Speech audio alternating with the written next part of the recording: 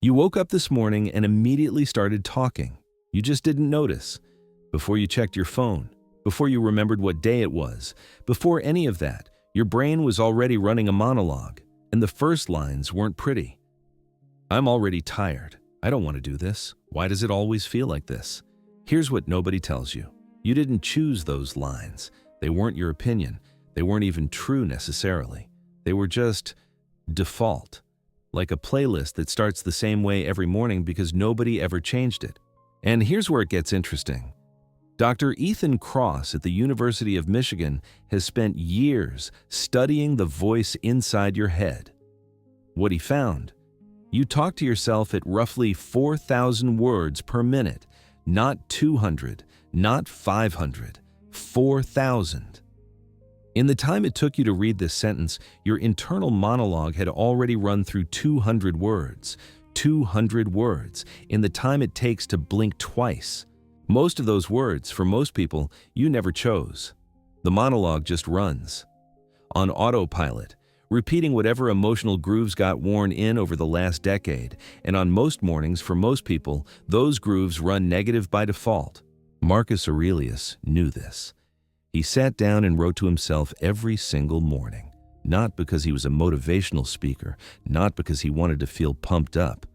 He wrote because he understood something it took psychology 2,000 years to confirm. A mind without direction will direct itself. And it usually picks the wrong road.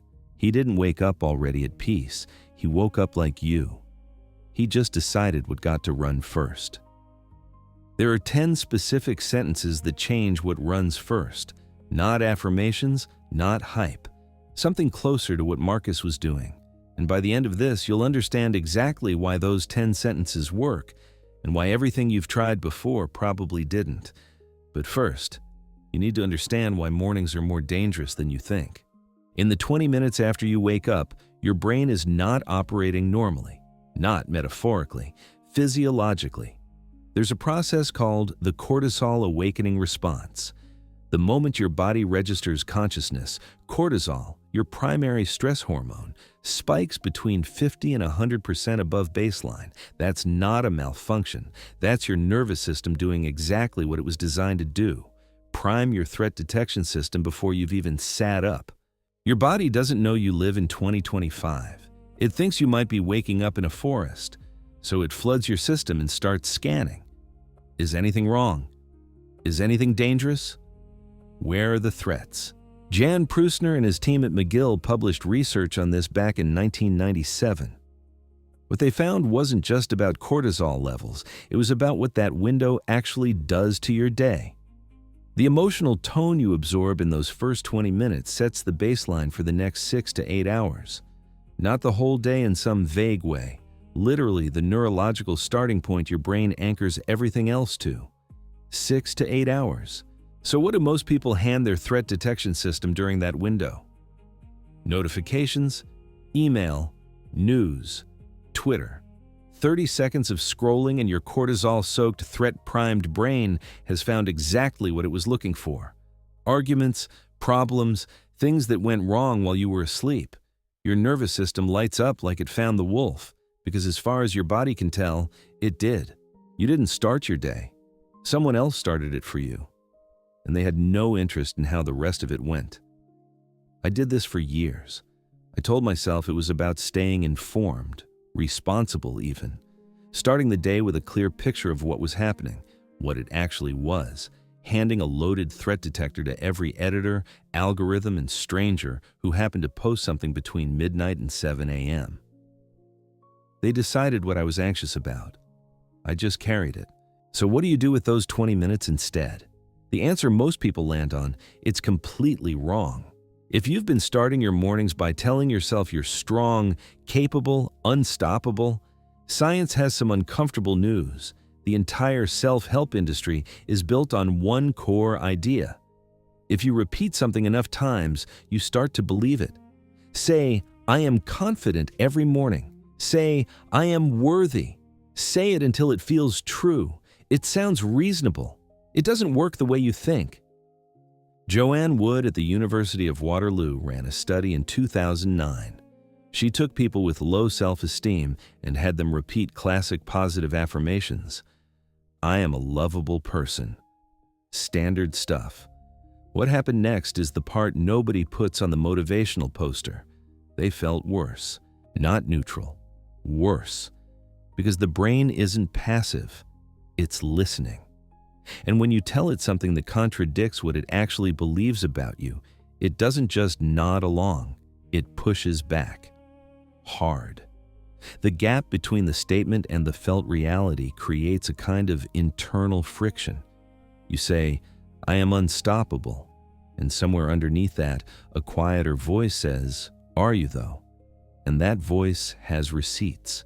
You can't out-repeat your own disbelief. But here's the distinction that changes everything, and it's subtle. There's a difference between assertion and interrogation. I am a strong person is an assertion.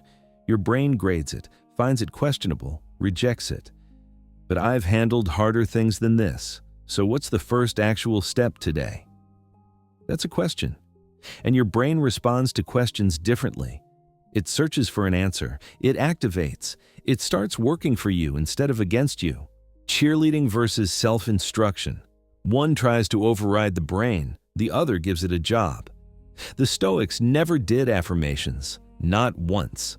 You won't find Marcus Aurelius writing, I am a great emperor, anywhere in Meditations. What you find instead is something completely different. Something that took modern psychology about 19 centuries to catch up to. The person who figured this out most precisely wasn't a therapist or a researcher. He was a Roman slave who wrote 2,000 years ago and had every reason in the world to lie to himself, and chose not to. Seneca wrote over 100 letters to his friend Lucilius near the end of his life. Not theory, not philosophy for philosophy's sake. These were practical dispatches. Here's what I'm actually doing. Here's what's working. Here's what I got wrong last Tuesday. The kind of writing you do when you're done performing and you just want to tell the truth.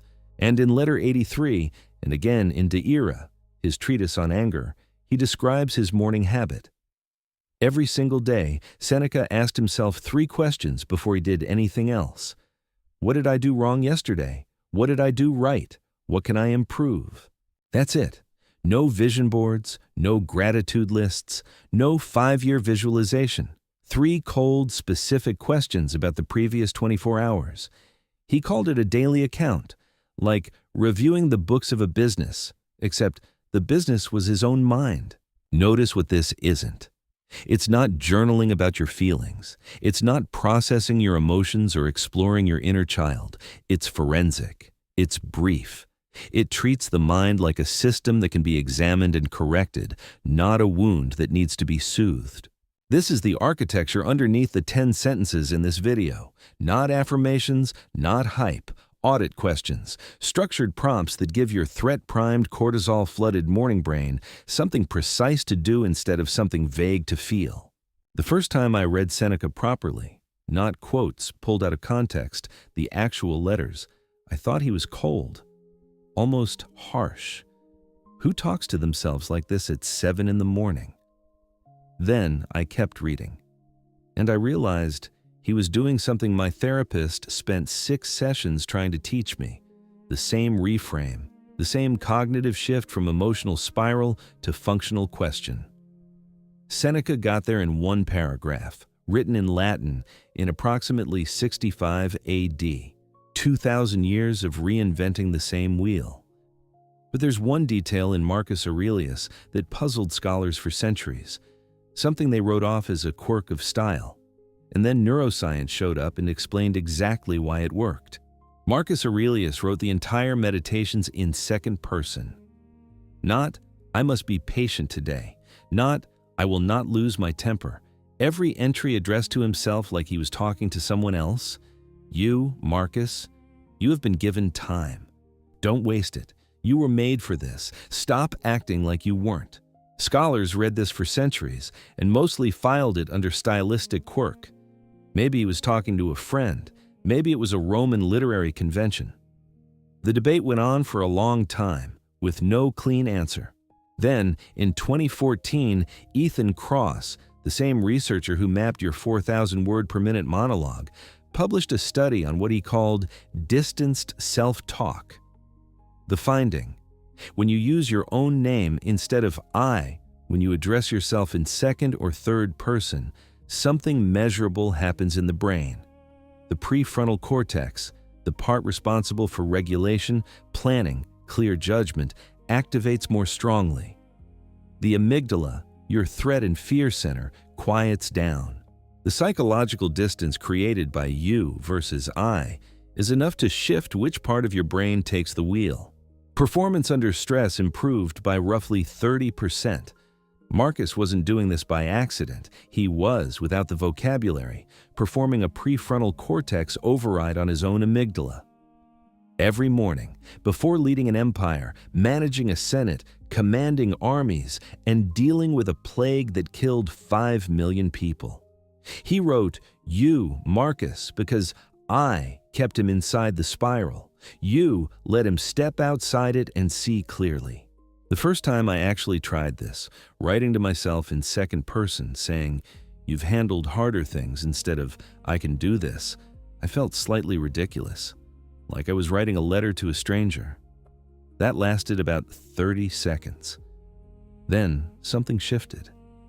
It didn't sound like motivation. It sounded like someone who knew me, telling me the truth. That was new. That's the voice the 10 sentences in this video are written in. Not "I am," not "I will." You have, you've handled, you know. Because that's the version your brain actually listens to. So, 10 sentences. Here's how they work. Martin Seligman, the psychologist who more or less built the field of positive psychology, has a 3-minute morning exercise that almost nobody talks about. Not because it's obscure, because it doesn't sound impressive enough to sell. Here's what it is. Before your day starts, you write what you would say to yourself if you had already handled your biggest obstacle today. Not what you hope, not what you wish. What you would tell yourself looking back from the other side of it.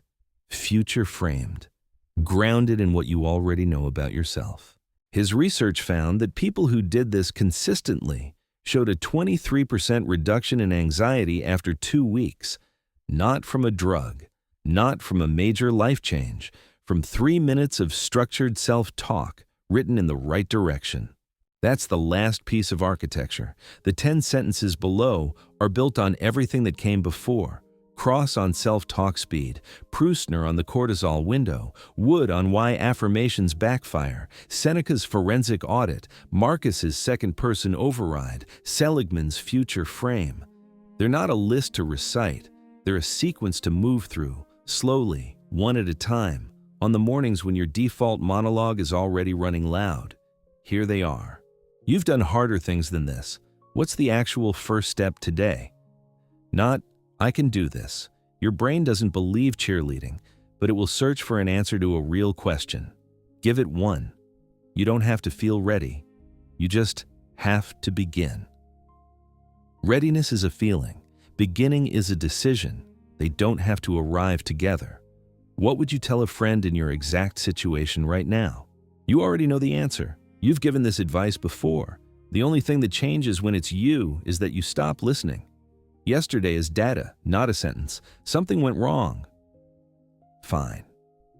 What does it tell you? Extract the information. Leave the rest. You can't control everything. Name the one thing you can. Not 5 things. 1. The brain narrows, focuses, stops spinning. One thing. What's the worst realistic thing that could happen today? Can you handle it? Not the catastrophic version, the realistic one.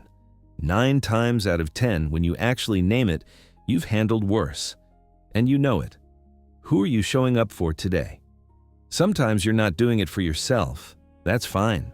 Use it. A name is enough. What would a slightly calmer version of you do first? Not a perfect version, not a fearless version. Slightly calmer. That gap is small enough to actually cross. You have enough. You know enough. Start. The preparation is done. Whatever you have right now, it's sufficient to begin. The rest arrives in motion. What did I do right yesterday? What wrong? What can I improve? Seneca's 3 questions, unchanged, still the sharpest audit tool anyone has written for the human mind. 3 answers, honest ones, then move. Remember the beginning of this? 4,000 words per minute, the monologue nobody chose. Every morning that voice starts before you do. It doesn't wait for permission. It doesn't ask what you want to think about today. It just runs. This is how you choose what runs first.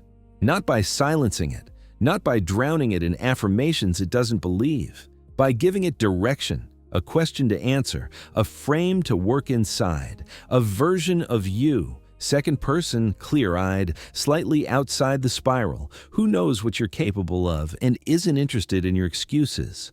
Marcus did it every morning. Seneca did it every morning. They weren't trying to feel motivated. They were trying to think correctly before the day had a chance to make that harder. You can do the same thing. It takes about 3 minutes. It doesn't require discipline. It just requires deciding before the default monologue does it for you. What gets to go first? That's it. That's the whole thing. If this was useful, you know what to do. The algorithm doesn't know your intentions, but you do.